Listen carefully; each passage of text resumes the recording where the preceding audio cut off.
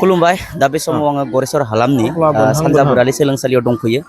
दिनै सानजा बोरारि सोलोंसालिनि जाय फरायसा बिथांमोना मेट्रिक आनजादाव उथ्रिसार जादोंमोन बेनिनो बरायनाय हाबाफारि लादों। जों थोंजोङैनो बे फरायसालिनि सानजा बोरारि सोलोंसालिनि प्रिन्सिपाल सार बिथांजों थोंजोङै जों मिथिना लागोन माखासे बाथ्राखौ। बे समाव जोङो सानजा बोरारि सोलोंसालिनि प्रिन्सिपाल सार बिथांजों जों थोंजोङैनो मिथिना लागोन माखासे बाथ्राफोरखौ।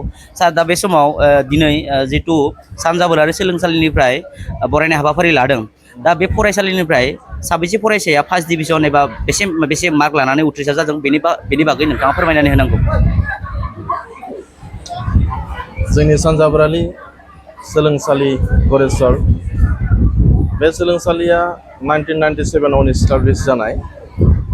दिनै गोबां फरायसामोना नैबे सोलोंसालियावनो फरायनानै गोबाङानो सार्भिस अर्डार जाहैबाय। सोरबा डिफेन्सआव मोन्दों, सोरबा टिचाराव मोन्दों, आरो सोरबाया गुबुन बायदिसिना बिफानाव साख्रिखौ मोननो हादों, सोरबाया पुलिस बेफोरबायदि साख्रिखौ मोननो हादों। दा बिब्दिनो नैबे फरायसालियाव फरायनानै मोजां रिजाल्ट खालामनानै बिब्दि रिजाल्टनि गेजेरजों गावसोरनि जि केरियार बेखौ दाफुंनो हादों गभर्नमेन्ट जबखौ मोननानै। दायो देग्लायबो जाय फरायसामोना जोंनि सोलोंसालिनिफ्राय मेट्रिक आनजादखौ होनानै उथ्रिसारबाय, बिनि गेजेराव जोंनि फरायसालिनिफ्राय देग्लाय बोसोराव हयथ' एसेबां जोंखौ गोसो गोजोन होथाव बेबायदि रिजाल्ट खालामनो हायाखै। थेवब्लाबो फरायसामोनखौ जों दिनै बरायनो लादों। बिनि गेजेराव जोंनि फरायसामोनना 126 जन फरायसामोन, बिसोरो फार्स्ट डिभिजन पास खालामनो हादों। बेनि गेजेराव गोबां फरायसामोना बड', ससियेल साइन्स बा बेफोरबायदिनो गुबुन गुबुन साबजेक्टआव लेटार मार्क लानानै उथ्रिसारनो हादों। आरो स्टार मार्क हिसाबै फरायसामोन जोंनि गेजेराव दं। आरो लोगोसे स्टार मार्कनि साखाथि थानाय मार्क आरजिनानै फार्स्ट डिभिजन देग्लाय बोसोराव उथ्रिसार जानो हादों देग्लाय बोसोराव। बिनि गेजेरावनो आरो सासेया एमआइएलआव 100 मोनदों। दा बिनि बागै बेनि गेजेराव जोंनि क्लास 10 बेचनि रल नम्बर 1 हेमेन बर'। बे हेमेन बर' फरायसाया बड' साबजेक्टआव 100आव 100 मोननो बा हादों। 100आव 100 लाखिनो हादों। जों बे फरायसानि थाखाय जोबोद गोजोननाय मोनदों।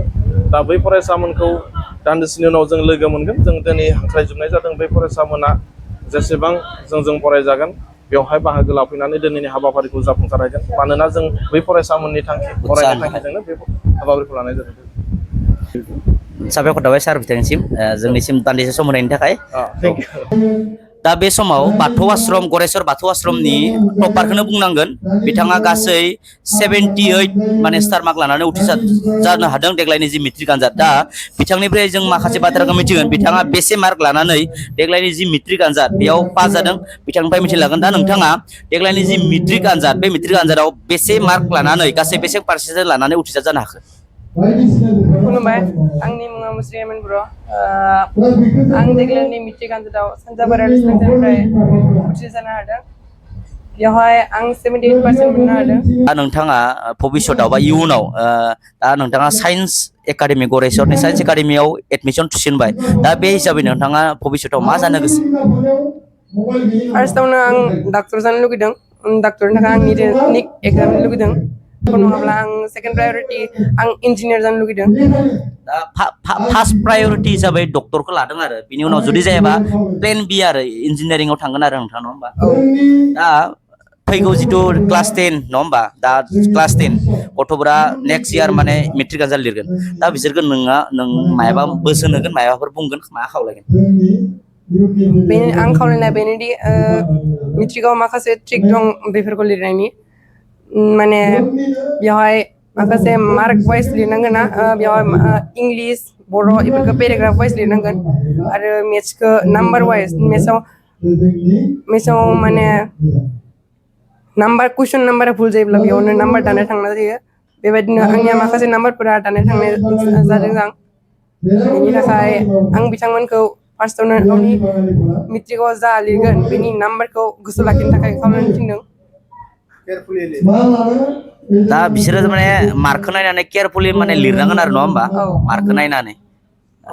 दा जोङो हेमेन बर' बिथाङा बाथौ आश्रम जथाय आफादनि बरायनाय हाबाफारियावबो बेसेबां पजिसन मोननो हादोंमोन बाथौ आश्रमनि जथाया आं 8 पजिसन मोननो हादों 90 पजिसनाव मोनदोंमोन बाथौ आश्रमनि गेजेरावनो आरो बिथाङा माने बाथौ आश्रमा बरायथ' बाथौ आश्रम जथाय आफादा बेयाव 8 मासिखौ मोननो हादों आरो दा बे सानजाबोरारि सोलोंसालिनि हिसाबै बिथाङानो दा माने 1 मासि माने सेथि मासिखौ मोननो हादों आरो माने बे स्कुलनिफ्राय दा नोंथाङा माबायदि मोनदों जे बाथौ आश्रम नैबे फरायसालिनिफ्राय सेथि मासि मोनदों आरो बाथौ आश्रम जथाय आफादनिफ्राय 90 मासि आवग्रिनो हादों दा मा आं 90 मासिसो मोनदों इयुनाव जाहाथे आं बिनि मोजां बिनि मोजां जानो हाथों बिनि HS हाई सेकेन्डारि एग्जामाव बिनिफ्राय बाराद्राय मोजां फरायनानै टप 10 नि 1 आव थांनो नाजागोन नोंथाङा बेनि थाखाय बहुत खस्थ' खालामनांगोन नोंथाङा मोजां फरायबानो जाबाय नोंथांनि जि भबिष्यत बेखौ आङो मोजां जाजानो हास्थायगोन दा बे समाव आङो हेमेन बर' बिथांखौ साबायखर बावबाय जोंनि ट्रुथ बड'लेण्ड इउटुब चेनेलनिफ्राय बिथाङा जोंनो दान्दिसे सम होनायनि थाखाय साबायखर बावबाय